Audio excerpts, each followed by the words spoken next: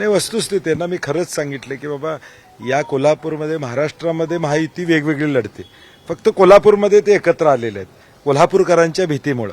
आणि म्हणून आज एकटी लढाई या सत्तेच्या विरुद्ध, प्रचंड पैशाची ताकद भाजप आणि महायुतीची त्या ठिकाणी आहे, दडपशाही आहे. म्हणजे काल तर आमच्याच कार्यकर्त्यांना अगदी अटक करण्यापर्यंत वेळ आली होती. मी स्वतः तिथं गेल्यावर सगळं थांबलं.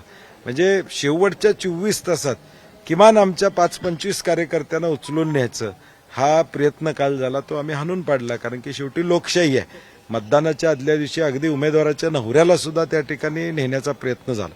आणि म्हणून या दडपशाहीतून कोल्हापूरकर उत्तर देतील आणि माझ्यावर विश्वास टाकतील अशी मला खात्री आहे. हे सगळं सत्ता असताना हे सगळं करण्याची का वेळ आली? नाही, मी तेच म्हणतो ना, एवढी सत्ता आहे तुम्हाला, तुम्ही एवढं चांगलं काम केलं असशीला तर हे दडपशाहीचं राजकारण करू नका ना. एका मतदान केंद्रावर तासभर मतदार मशीन बंद होते, 2 मशीन बदलावे लागलेले आहेत, अशी परिस्थिती सध्या दिसते. नाही तेच मी म्हणलं की काही तांत्रिक काही ठिकाणी अडचणी आलेल्या आहेत, परंतु त्याच्यामध्ये ताबडतोब प्रशासनानं त्याची दखल घेऊन त्याची सुरुवात केलेली आहे. हे होतंय, परंतु आता मतदान 5:30 हा महत्वाचा विषय आहे. त्याच्या आधी जास्तीत जास्त लोकांनी मतदान करावं असं माझं आव्हान असणार आहे. एबीपी माझा, उघडा डोळे बघा नीट.